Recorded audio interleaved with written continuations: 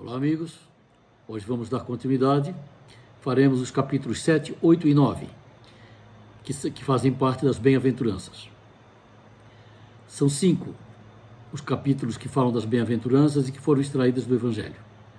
Bem-aventurados os aflitos, bem-aventurados os pobres de espírito, bem-aventurados os puros de coração, bem-aventurados os brandos e pacíficos, bem-aventurados os misericordiosos. Bem-aventurados os aflitos, nós já tratamos do capítulo passado. E bem-aventurados os misericordiosos, vamos deixar para o próximo. Vamos tratar hoje, então, dos pobres de espírito, dos puros de coração e dos brandos e pacíficos. Mas antes, vamos fazer a oração que Jesus nos ensinou para abrir os trabalhos. Vamos silenciar nossa mente, deixar que a energia do universo penetre todo o nosso ser e vamos fazer essa conexão com Deus.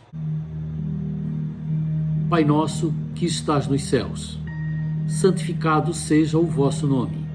Venha a nós o vosso reino, seja feita a vossa vontade, assim na terra como nos céus.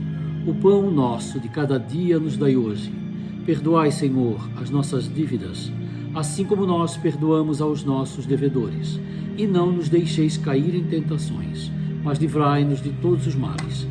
Que assim seja, Senhor. Jesus disse: bem-aventurados os pobres de espírito, porque deles é o reino dos céus. Relatado por Mateus. Ele nos fala da simplicidade do coração e a humildade do espírito. Ensina que o ignorante que possui essas qualidades terá preferência sobre o sábio que crê mais em si do que em Deus. Fala, portanto, de arrogância e egolatria. Ego. Esse indivíduo que nós conhecemos há bastante tempo e que está sempre no nosso caminho. O ego é o nosso personagem que construímos sobre diversas influências e que lida com a realidade, tentando satisfazer nossos desejos de uma forma que sejamos socialmente aceitos no mundo. Fora das teorias formuladas por Freud, o ego é a imagem que formamos de nós mesmos. Quando chamamos alguém de egocêntrico ou ególatra, estamos nos referindo a uma pessoa que supervaloriza o seu próprio ego, criando uma imagem exagerada de si mesma. Dizemos popularmente que ele se acha. Mas Jesus disse: aquele que se eleva será rebaixado. Um discípulo perguntou: quem é o maior no reino dos céus? E Jesus, chamando um menino, o pôs no meio deles e disse: em verdade vos digo que, se não vos converterdes e não vos fizerdes como meninos, de modo algum entrareis no reino dos céus. Portanto, aquele que se torna humilde como este menino é o maior no reino dos céus. No outro momento ele disse: aquele que quiser ser o maior, seja o servo de todos. E também disse: aquele que se humilha será elevado, e aquele que se exalta será humilhado. Ele está falando da dicotomia orgulho e humildade, que nós, nesse plano de provas e expiações, esbarramos constantemente e estamos sempre entre o aprimoramento da humildade, baixando a nossa carga de orgulho. A humildade é uma virtude de difícil aquisição, por exigir muito esforço para superarmos os instintos que predominam nossa natureza humana, especialmente o da sobrevivência. Há uma preocupação ancestral dedicada à formação do caráter, que privilegia a força pessoal, o destaque, a independência, o poder. O que nos leva aos falsos conceitos de que o homem não chora, o forte prevalece, o vitorioso é amado por todos. Esses elementos são perniciosos e se opõem à humildade. As palavras de Jesus nos dão algumas dicas como: tornamo-nos acessíveis e atentos para aprender com os pobres de espírito, ou seja, os simples. Nunca disputarmos projeção e destaque. Aperfeiçoarmos-nos no anonimato, não vangloriar do bem que façamos. Não pensar que humildade é menosprezo, desconsideração por si mesmo. A humildade permite o autoconhecimento dos valores que são legítimos, sem os exaltar nem nos engrandecermos. Ou seja, a humildade é o caminho realmente para que nós possamos avançar nesse mundo de provas e expiações, onde nós estamos dominando a parte mais primitiva que nós ainda trazemos dentro de nós. A humildade é sempre bem-vinda. Bem-aventurados os puros de coração. Bem-aventurados os puros de coração, porque eles verão a Deus. Mateus relatou isso. Pais traziam crianças para que os tocasse, mas os discípulos os repreendiam. Jesus, vendo isso, lhes disse: deixai vir a mim as criancinhas, porque delas é o reino de Deus. Em verdade vos digo que qualquer um que não perceber o reino de Deus como uma criança, de maneira nenhuma entrará nele. Então, tomando-as nos seus braços e impondo-lhes as mãos, as abençoou. Relatado por Marcos. Bem-aventurados os puros de coração, porque eles verão a Deus. Verão a Deus. Isso é metafórico.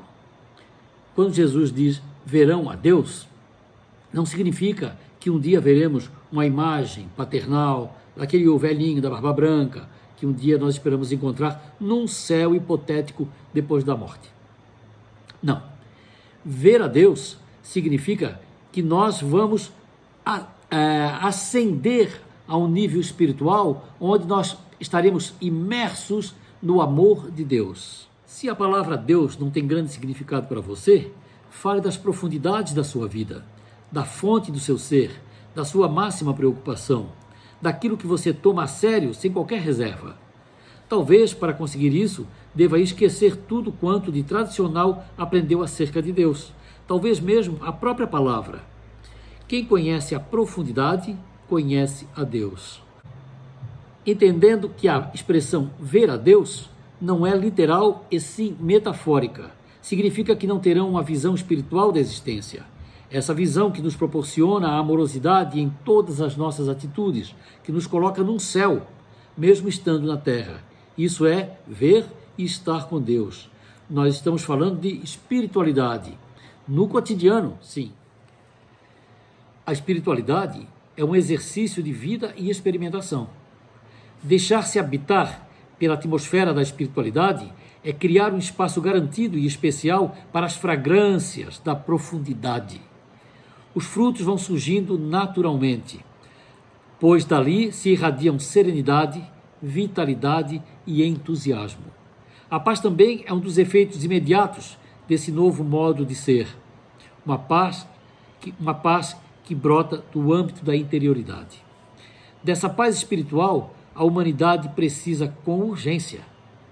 Ela é a fonte secreta que alimenta a paz cotidiana em todas as suas formas.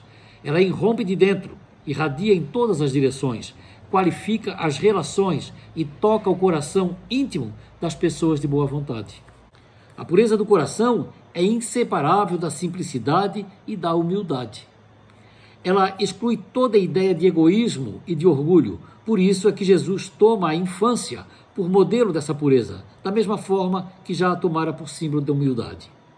Sobre a verdadeira pureza, Jesus disse: o que contamina o homem não é o que entra pela boca, mas o que sai da sua boca. O que sai da boca procede do coração, e isso pode contaminar o homem se do seu coração procederem maus pensamentos, mortes, adultérios, prostituição, furtos, falsos testemunhos e blasfêmias. São essas coisas que contaminam o homem, que o tornam impuro, mas comer sem lavar as mãos, isso não contamina ninguém. Relatado por Mateus. Ele fala da contaminação do coração pela maldade. Mas em tempos de pandemia, lave as mãos, use álcool gel, isso é bem recomendável, né? Bem-aventurados os brandos e pacíficos. Bem-aventurados os mansos, porque eles herdarão a terra. Mateus relatou. Jesus faz da doçura, da moderação, da mansuetude, da afabilidade e da paciência uma lei. Ele condena assim a violência, a cólera e mesmo qualquer grosseria que possa usar contra os semelhantes. Aquele que é humilde para com Deus deverá ter, na caridade para com o próximo, a primeira lei de todos os cristãos. Enquanto aguarda os bens do céu, O homem necessita dos bens da terra para viver. Jesus ensinou que não se dê aos bens da terra mais importância do que aos do céu. Não recriminou ter bens. Quando a lei do amor e da caridade for a lei da humanidade, não haverá mais egoísmo. O fraco e o pacífico não serão mais explorados e nem esmagados pelo forte e pelo violento. Tal será o estado da terra. Então, segundo a lei do progresso e a promessa de Jesus, ela se tornará um mundo feliz pelo afastamento dos maus. Nós estamos falando nessa bem-aventurança de afabilidade, doçura e paciência. Paciência é algo que realmente é um aprendizado para a vida inteira. Nós não ficamos pacientes do dia para a noite. É preciso um treino, é preciso querer, é preciso estar sempre atento com os acontecimentos. É preciso sempre aprender a respirar, contar até 10, fazer todo aquele exercício que nós já sabemos, já ouvimos falar, para poder nos tornarmos mais pacientes. E a paciência é realmente uma virtude que nós precisamos definitivamente incorporar à nossa vida. Nós não podemos continuar vivendo, pensando que vamos passar para um mundo melhor, impaciente. Vamos chegar na porta do céu, bater, opa, como é que é? Ninguém atende aí? Vamos chegar buzinando forte para que o São Pedro nos atenda rapidamente? Não, né? Chegaremos no outro espaço, adiante, com toda a serenidade e com muita paciência. Se tivermos que esperar numa fila quilométrica, pacientemente esperaremos. Assim no céu como na terra. Então nós precisamos ir aprendendo a ampliar essa nossa virtude cotidianamente. Estar sempre atento, sempre vigilante. Mas não é fácil. Eu sei que não é fácil. Eu passo por isso todos os dias, tem sempre que respirar fundo e pensar 2 vezes. Quando não faço isso depois de já ter me agitado, já ter buzinado, já ter reclamado. Mas isso é mundo de provas e expiações. Nós estamos aqui justamente aprendendo. E esse aprendizado é contínuo, diariamente, é no cotidiano, sim, nas nossas atitudes mais comuns, nos nossos relacionamentos mais próximos, que nós temos que estar sempre atentos para isso. Saber esperar que as coisas acontecem, as coisas estão a caminho. Nós precisamos ter essa confiança e essa fé de que realmente as coisas acontecerão. Acreditar nos desígnios de Deus e saber ler os sinais. Saber ler os sinais. Sabe de que sinais eu estou falando? Quando nós rezamos, quando nós nos dirigimos a Deus, quando nós nos dirigimos a nós mesmos e requisitamos algum acontecimento, alguma mudança de atitude, alguma mudança na nossa vida, alguma coisa que nós queremos, é preciso acreditar que Deus nos ouviu, que as pessoas que estão à nossa volta, os nossos anjos da guarda, você lembra que tem um anjo da guarda? É sempre bom lembrar. Ele está sempre por perto, atento para lhe ajudar nas suas decisões, para lhe ajudar a resolver suas situações. Então é preciso pedir quando realmente necessitamos e estar consciente e certo de que o nosso pedido, se é realmente para o nosso bem, se está em consonância com o nosso desejo interno, se está de acordo com aquilo que nós viemos fazer aqui na Terra, realmente chegará, acontecerá. E é preciso, então, aprender a ler os sinais. Existe uma sincronicidade dos sinais que o universo nos apresenta cotidianamente e que nós precisamos aprender a ler, a observar.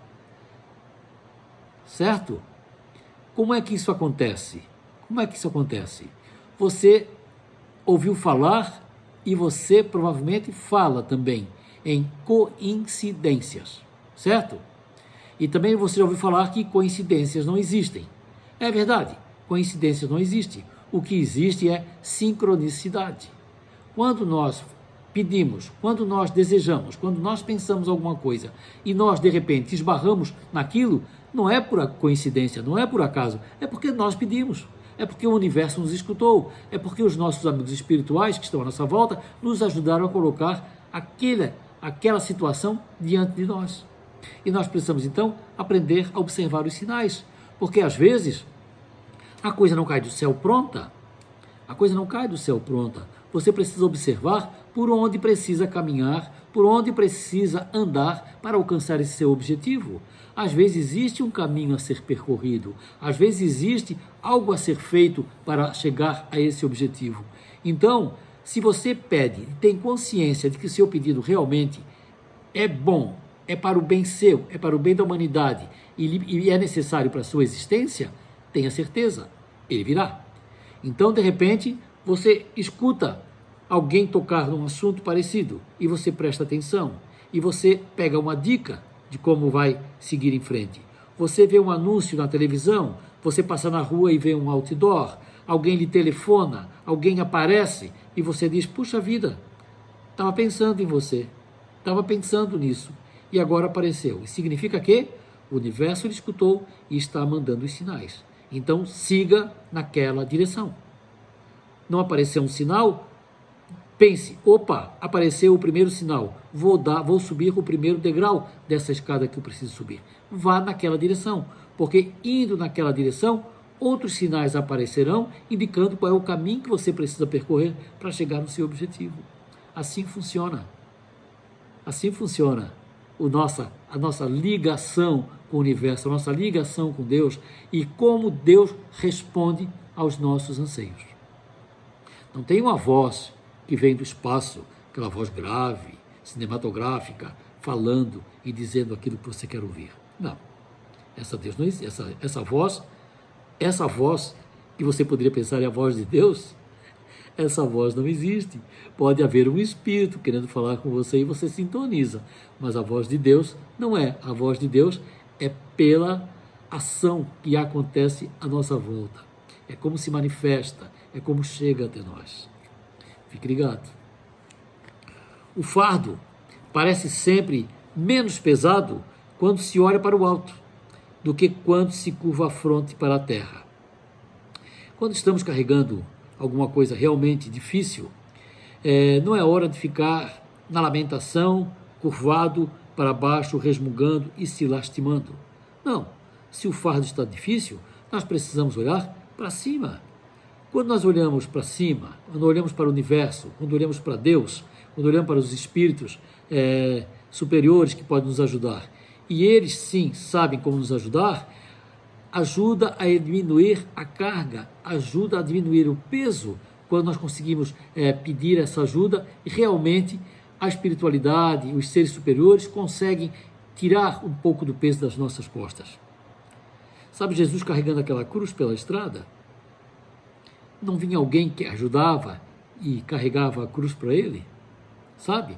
Metaforicamente, na nossa vida, quando estamos com a carga muito pesada, é preciso estar sintonizado em Deus e pedir ajuda, porque de alguma forma, de alguma maneira, uma ajuda chegará.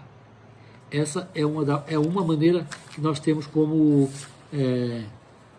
conseguir chegar aonde nós queremos. Eu vou convidar para fazer um